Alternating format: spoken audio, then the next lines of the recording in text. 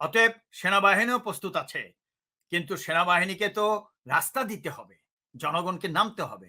So my point is, আপনারা যে বলছেন, অনেকে বলতেছে কোথায় আপনার গণ অভ্যুত্থান? আরে গণ অভ্যুত্থান যদি না থাকতো শব্দটা, গত 52 বছরে ম্যাক্সিমাম ইলেকশন, শুধু 91 বা 90 ইলেকশন বাদে সব ইলেকশন গুলো হয়েছে ভারতীয় নিয়ন্ত্রণে। এটা মনে রাখতে হবে আমাদের। কেন? ভারত নিয়ন্ত্রণ করে আসছে 52 বছর ধরে। শুধু জিয়া রহমানের আমলটা পারেনি বলে জিয়া রহমানকে হত্যা করতে হয়েছে।